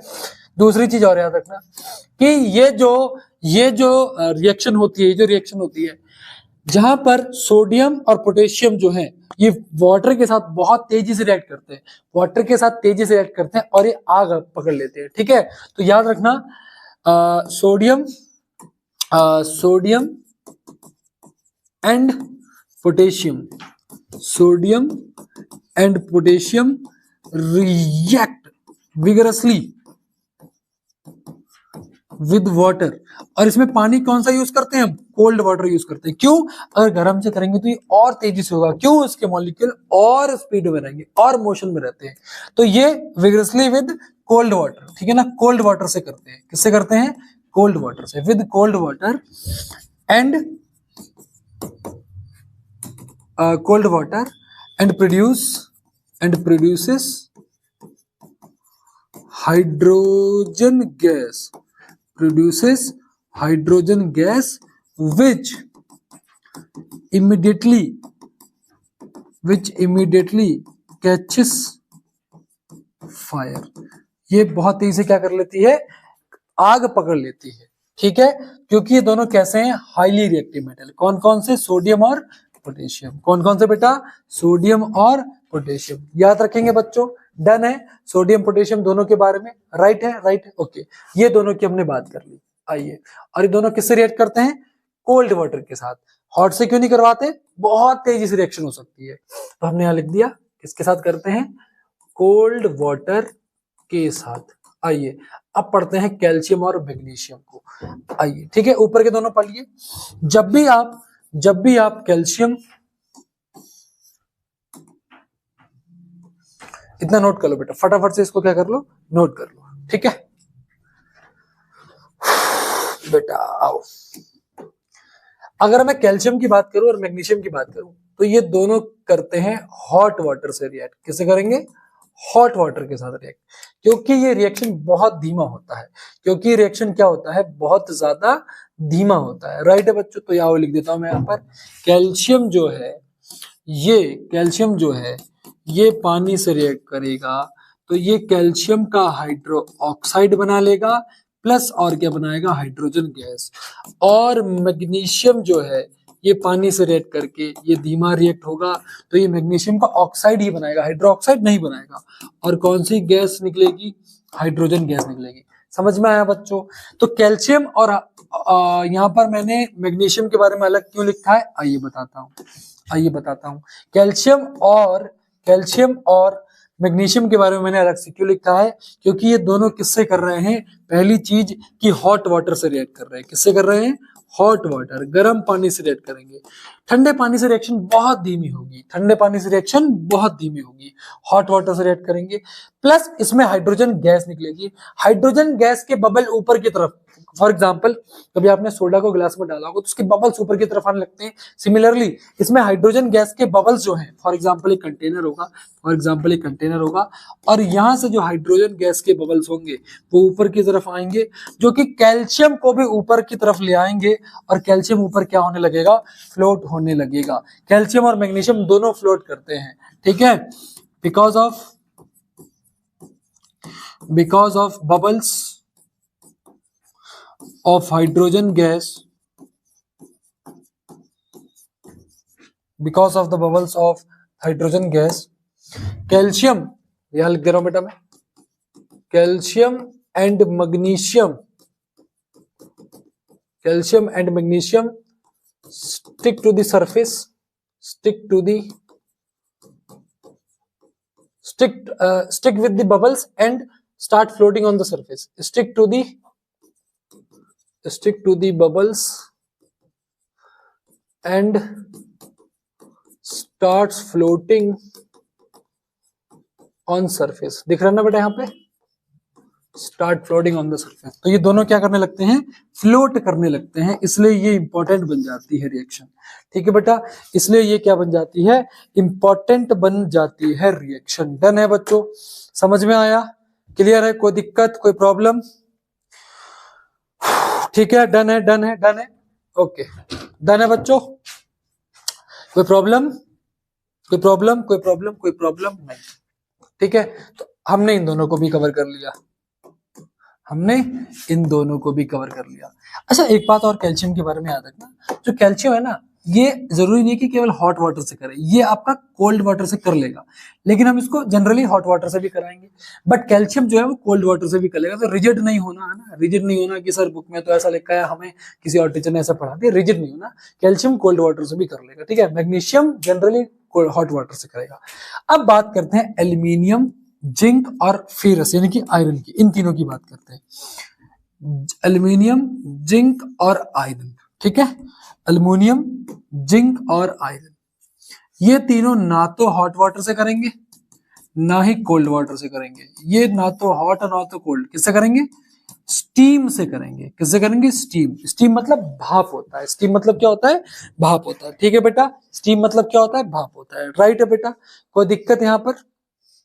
चलिए आगे बढ़े क्या, आइए इसी को आगे कंटिन्यू करते हैं। किस किस को पढ़ना है हमने, देखना ध्यान से। एल्यूमिनियम, जिंक और आयरन। ठीक है, तो एल्यूमिनियम, जिंक और आयरन। ठीक है, एल्यूमिनियम की रिएक्शन जब ऑक्सीजन से होगी तो ये बन जाएगा ए, अच्छा किससे करवा रहे हैं यार, एक सेकंड, किससे हो रही है, किससे हो रही है, किससे हो रही है, वाटर से, वाटर से, वाटर से, वाटर से भूल जाते हैं अपन ना कभी कभी। चलो, इसकी जब हम वाटर से रिएक्शन करवाएंगे तो ये बना लेगा Al2O3 मतलब एल्यूमिनियम ऑक्साइड, और हाइड्रोजन गैस लिबरेट होगी। जिंक की जब वाटर से करवाएंगे तो ये बना लेगा ZnO plus hydrogen gas evolve होगी। और इसकी जब वाटर से करवाएंगे तो ये वाटर मतलब यहाँ पर भाप होगी। ठीक है, तो ये बन जाएगा Fe2O3 प्लस हाइड्रोजन गैस। ठीक है, याद रखना, यहाँ पर याद रखना क्या, कि aluminium, zinc and iron do not reacts with cold or hot water, cold or hot water, they do reacts only with steam। ठीक है, ठीक है ना, इनको स्टीम से रिएक्ट करवाया जाता है। अब मैं आपको थोड़ी देर बताऊंगा एनोडाइजिंग रिएक्शन से, इसके ऊपर ऑक्सीजन की लेयर चढ़ा दी जाती है, माना यहाँ पर ऑक्सीजन की लेयर चढ़ा दी जाती है, जिससे ये फर्दर क्या ना, ऑक्सीडेशन ना हो। ठीक है, तो ये याद रखना है आपको, बहुत इंपॉर्टेंट है, बहुत ज्यादा इंपॉर्टेंट है। प्लीज बच्चों इसको क्या करिएगा, नोट करिएगा। राइट है बच्चों, समझ में आया? चलिए, डन है, डन है, आइए। अच्छा, एक चीज ध्यान में रखिएगा, एक चीज ध्यान में रखिएगा, जब भी ये ऊपर की मेटल्स मैंने आपको पढ़ाएंगे, potassium, sodium, calcium, magnesium, aluminium, zinc और Fe, ठीक है, ये मैंने जब भी आपको पढ़ाई है तो ये हाईली रिएक्टिव में आती है, मतलब ऊपर से नीचे की तरफ, हाईली और मॉडरेट की तरफ आ रही है। लेकिन ये जो लेड, कॉपर, मर्क्यूरी, ज्वेलरी मतलब सॉरी गोल्ड हो गया, आयरन हो गया, प्लेटिनम हो गया, ये वाटर से रिएक्ट ही नहीं करती, क्योंकि बहुत ज्यादा कम, सॉरी कह रहा हूं, बहुत कम रिएक्टिव होती है। ठीक है, बहुत स्लो रिएक्ट करती है। तो यहां मैं लिख दे रहा हूं इस चीज को, मेटल्स लाइक लेड, जिसको हम Pb भी कह रहे हैं, कॉपर जिसको हम Cu भी कह रहे हैं, Cu, और सिल्वर, गोल्ड, और क्या था बेटा, mercury, mercury,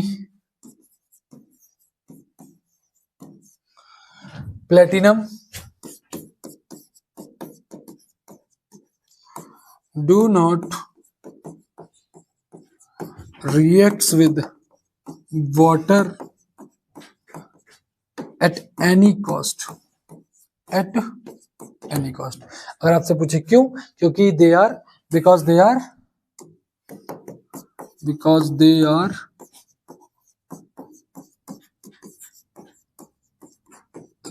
less reactive metals। ये बहुत धीमा रिएक्ट करती हैं, बहुत धीमा। राइट है बच्चों, समझ में आ गया कि नहीं आ गया? ठीक है, कोई प्रॉब्लम यहां तक? आप बोलेंगे नहीं सर। ठीक है, मैं थोड़ा पानी पी लेता हूं। ठीक है बच्चों, डन है क्या? ये चीज नोट कर लिया आपने? आइए आगे बढ़ते हैं।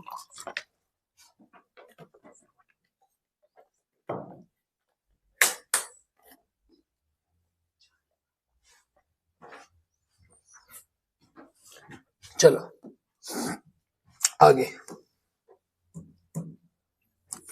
Reaction of metals with acid. ठीक है, किसी भी मेटल की रिएक्शन अगर हम एसिड से कराएंगे तो पहली चीज तो बनेगी सॉल्ट, दूसरी बनेगी हाइड्रोजन गैस। ठीक है, पहली चीज बनेगी सॉल्ट, दूसरी बनेगी हाइड्रोजन गैस। बच्चों ये चीज समझ में आई? बोल दो ना जरा बच्चों, ये चीज समझ में आई? बट यहाँ पर एक एक्सेप्शन रहेगा कि in case of nitric acid, यानी कि जिसका फॉर्मूला होता है HNO3, याद रखना, in case of nitric acid जिसका फॉर्मूला होता है HNO3, metal do not produce hydrogen gas, it produces water instead of hydrogen, because nitric acid is a good oxidizing agent। अब ये इतना ज्यादा इंपॉर्टेंट लिखवा दिया मैंने आपको पहले ही, भैया पढ़ाने से पहली चीज मैंने इंपॉर्टेंट कर दिया आपके लिए। अब पहले रिएक्शन समझ लेते हैं, फिर आएंगे इसमें। कोई मेटल ले लिया मैंने, सोडियम, एसिड ले लिया मैंने HCl, क्या बन गया? NaCl plus H2, salt, hydrogen gas. मैंने मेटल ले लिया Mg, फिर मैंने एसिड ले लिया आपका H2SO4, क्या बन गया? MgSO4 plus hydrogen gas. ठीक, हो क्या रहा है यहां पर? ये ऑक्सीडाइजिंग एजेंट का काम ही नहीं कर रहे। ऑक्सीडाइजिंग एजेंट का मतलब होता है दूसरे को ऑक्सीजन दे दे। लेकिन जब भी मैं किसी मेटल से HNO3 की रिएक्शन करवाऊंगा तो ये तो बन जाएगा मेटल का नाइट्रेट। ठीक है, मेटल का नाइट्रेट का मतलब NaNO3 बन जाएगा, NaNO3 का होल ट्वाइस, प्लस यहां पर हाइड्रोजन गैस की जगह बनेगी वाटर। वाटर क्यों बनेगा? क्योंकि यहां पर HNO3 जो हाइड्रोजन बन रहा था उसको क्या दे देगा? ऑक्सीजन दे देगा।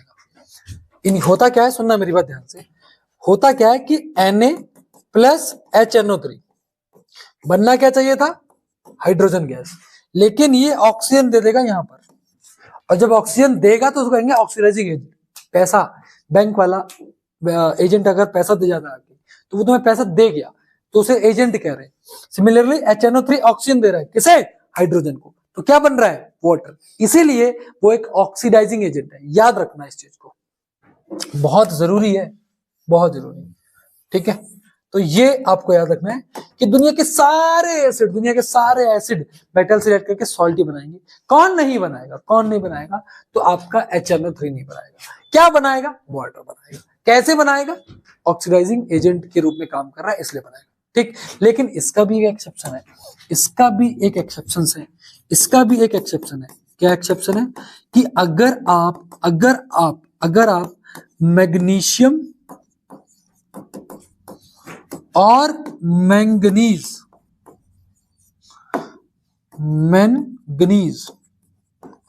मतलब Mg और Mn इन दोनों की रिएक्शन अगर आप HNO3 से कराएंगे, डाइल्यूट HNO3 होना चाहिए, बहुत डाइल्यूट का मतलब समझाया मैंने, एसिड बेस जाके पढ़ लो। HNO3 के साथ करवाएंगे, डाइल्यूट HNO के साथ, तो ये सॉल्ट के साथ साथ क्या बनाएंगे? हाइड्रोजन गैस बनाएंगे। याद रखना, पहली चीज फिर से समझाता हूं, बहुत ध्यान समझना, मुझे पता है तुम समझे नहीं होगे, बहुत ध्यान समझना। पहली चीज, सारे एसिड मेटल के साथ रिएक्ट करेंगे, क्या बनाएंगे? सॉल्ट और हाइड्रोजन गैस। लेकिन HNO3 एक ऐसा एसिड है जिसको मेटल से रिएक्ट करवाओगे तो हाइड्रोजन गैस ना बन के क्या बनेगा? पानी बनेगा। लेकिन अगर आप मैग्नीशियम और मैंगनीज को बहुत डाइल्यूट HNO3 के साथ रिएक्ट करवाओगे तो वो वाटर ना बना करके हाइड्रोजन गैस बनाएगा। यही मैं आपको समझा रहा था। ठीक है बेटा, डन है बेटा, डन है बेटा, डन है। और क्यों ऐसा हुआ? क्योंकि बहुत अच्छा क्या है? ऑक्सीडाइजिंग एजेंट है, दूसरे को ऑक्सीजन देने वाला ऑक्सीडाइजिंग एजेंट। ठीक है बच्चों, समझ में आया? कोई प्रॉब्लम, कोई दिक्कत यहाँ तक, कोई परेशानी यहाँ तक? आप बोलेंगे नहीं सर, यहाँ तक कोई परेशानी नहीं है। ठीक है, आगे बढ़ जाऊं, कोई प्रॉब्लम यहाँ तक? चलिए आगे बढ़ते हैं। अब हम पढ़ेंगे रिएक्शन ऑफ, ये तो हमने पढ़ लिया ना, reaction of metal with acid. अब क्या पढ़ेंगे? Reaction of metal with other metal salt. अब ये डिपेंड करेगा रिएक्टिविटी सीरीज पे, अब ये भी डिपेंड करेगा रिएक्टिविटी सीरीज पे। डन है बेटा? चलो, कोई मेटल का सॉल्ट ले लिया मैंने, लेट से CaSO4 ले लिया, इसकी रिएक्शन मैंने कराई सोडियम से, तो ये क्या बन गया? Na2SO4 प्लस Ca बन गया। अब ऐसा क्यों हुआ? क्योंकि Ca जो है वो कैल्शियम है और कैल्शियम जो है वो सोडियम से कम रिएक्टिव है, तो यहाँ पर ज्यादा रिएक्टिव मेटल ने दूसरे वाले को डिस्प्लेस कर दिया, इसे डिस्प्लेसमेंट रिएक्शन भी कहेंगे। बहुत एलोबोरेटली हमने एक्सप्लेन किया है। अब सवाल कैसे बनते हैं? जैसे मान लो FeSO4 है, इसकी रिएक्शन हम CO से करवा रहे हैं, तो क्या CuSO4 बन पाएगा? नहीं बन पाएगा। क्यों नहीं बन पाएगा? क्योंकि कॉपर जो है ये कम रिएक्टिव है और आयरन जो है ये ज्यादा रिएक्टिव है और ये डिस्प्लेस नहीं कर पाएगा। ऐसे सवाल आते हैं। देखो कहां से पता लगेगा, ये मैंने पढ़ा दिया तुम्हें। कहाँ गई रिएक्टिविटी सीरीज? ये रही। देखो कॉपर नीचे आ रहा है, आयरन ऊपर आ रहा है, तो ये कैसे डिस्प्लेस करेगा? ठीक है ना, तो ये डिस्प्लेस ही नहीं कर पाएगा। तो जब ये डिस्प्लेस ही नहीं कर, कहा चले गया बच्चों, एक सेकेंड, ये रही। ठीक है बेटा, अरे मान जाओ यार, मान जाओ भैया, तुम बहुत परेशान करती हो। स्लाइड्स की बात कर रहा था, कोई और नहीं। ये ठीक है बेटा, तो ये आपसे पूछा जाएगा, बहुत इंपॉर्टेंट कॉन्सेप्ट है ये। जैसे मैं बोलूं कि CuSO4 है, इसकी अगर मैं रिएक्शन Hg से करवाऊं, नहीं हो पाएगी। क्यों? Hg नीचे आता है। अच्छा, अगर मैं बोलूं कि FeSO4 की रिएक्शन Na से करवा दो, हो जाएगा? बिल्कुल हो जाएगा। सोडियम ऊपर आता है, Fe नीचे आता है। तो याद रखना है कि जब भी हम किसी भी मेटल सॉल्ट की रिएक्शन मेटल से करवाएंगे तो आप इसको हम डिस्प्लेसमेंट रिएक्शन कहते हैं। इसको हमने एसिड बेस एंड सॉल्ट में भरपूर मात्रा में पढ़ा था। ठीक है बच्चों, एसिड बेस एंड सॉल्ट में भरपूर मात्रा में पढ़ा था। यहां तक चैप्टर बहुत अच्छे से कंप्लीट हो गया है। एक बार रिकैप कर लो पीछे पलट पलट के पन्नों को, और फिर आते हैं हम इस चैप्टर की जान, मान और शान, reaction of metals with other metals, other non-metals, sorry, reaction of metals with non-metals, reaction of metals with non-metals। अपनी कॉपी में हेडिंग बनाइएगा बच्चों फटाफट से। अरे नोट्स बना लिए बच्चों और कॉपी में हेडिंग बना ली, बोलो reaction of metal with non metal. अब हमने चैप्टर की स्टार्टिंग में क्या पढ़ा था? एक बार रिमोट ले लूं बेटा, एक बार रिमोट ले लूं। हमने चैप्टर की स्टार्टिंग में क्या पढ़ा था? एक बार समझते हैं। आइए आइए फटाफट जाओ, आओ आओ आओ जल्दी आओ। ये चीज कहां गई? ये देखो ना, हमने पढ़ा था कि मेटल इलेक्ट्रोपॉजिटिव होता है, नॉन मेटल इलेक्ट्रोनेगेटिव होता है। आइए इसको अप्लाई करते हैं। आइए बेटा फटाफट से, आइए बेटा। ये रहा। अब reaction of metal with non metal, तो समझना ध्यान से। Metal plus non metal. आइए समझते हैं होगा क्या। सोडियम ले लिया हमने, आउटर शेल में कितने इलेक्ट्रॉन, एक। क्लोरीन ले लिया हमने, आउटर शेल में कितने इलेक्ट्रॉन, 1 2 3 4 5 6 7। क्यों क्यों क्यों है एक, 2 8 1 17 क्यों है, 7 क्यों है, 2 8 7। अब होगा क्या, इसके पास एक ज्यादा पॉजिटिव, उसके पास एक कम, ये उसके पास चला जाएगा।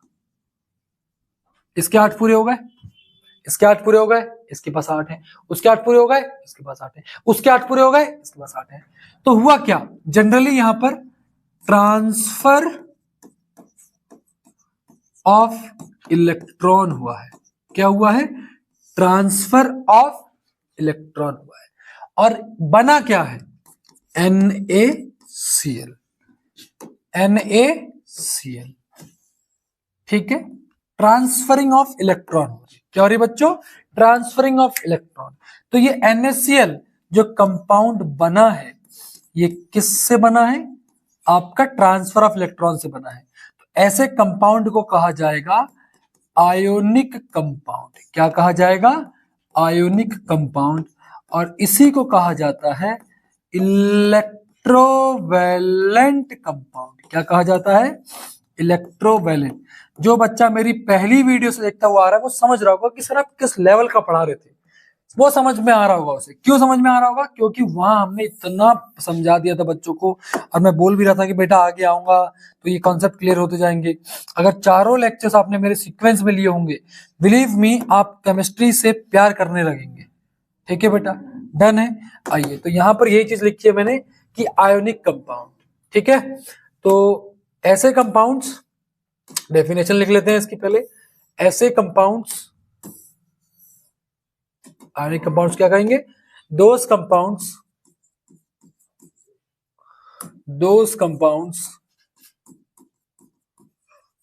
which are formed due to transfer of electrons are called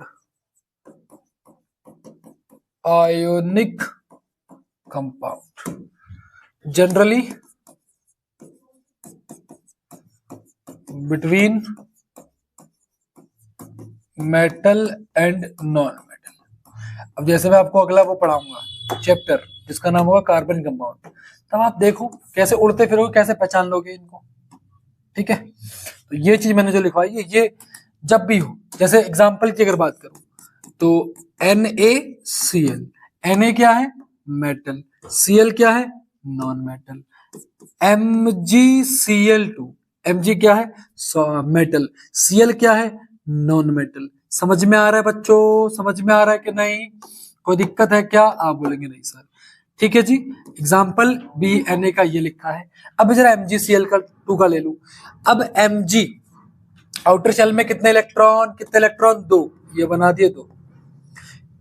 chlorine outer shell में कितने इलेक्ट्रॉन, 7, 1 2 3 4 5 6 7। कितना चाहिए, 1 चाहिए, तो ये तो मिल गया इसे। अब कितने हो गए, 8। अब एक क्लोरीन और आना पड़ेगा, क्यों, क्योंकि इसके पास अभी भी एक इलेक्ट्रॉन है, एक क्लोरीन आएगा। इसके कितने, 1 2 3 4 5 6 7।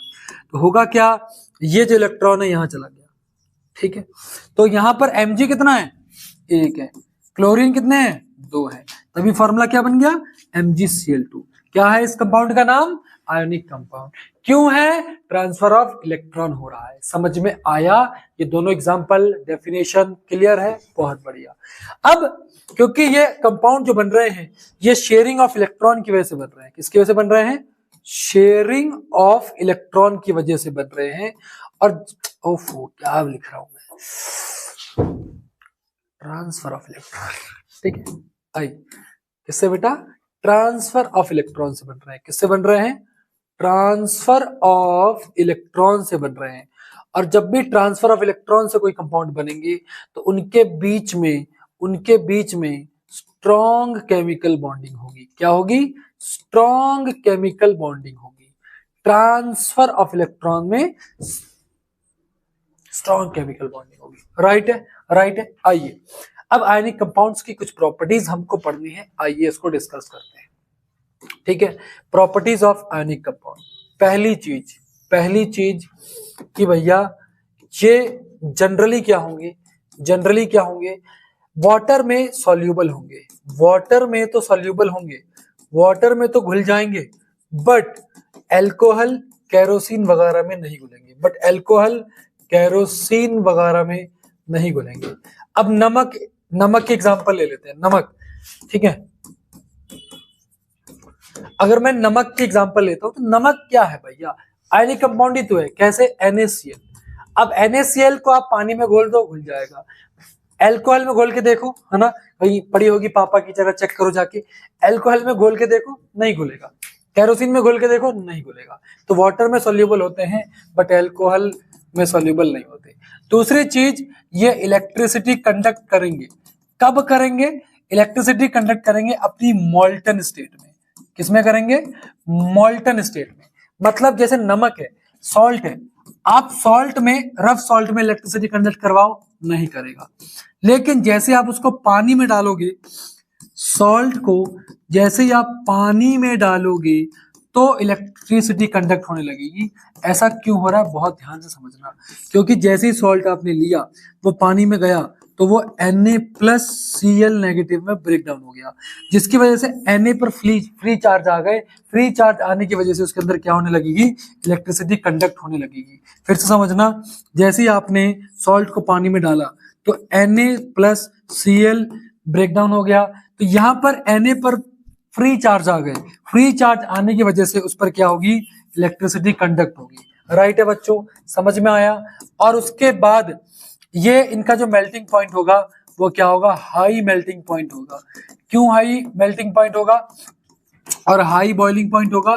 क्योंकि इसके बीच में स्ट्रॉन्ग फोर्स है। अच्छा, इसको लिखना मत, आगे लिखा हुआ है, स्ट्रॉन्ग फोर्स है। और स्ट्रॉन्ग फोर्स को ब्रेक करने के लिए हाई अमाउंट ऑफ एनर्जी चाहिए।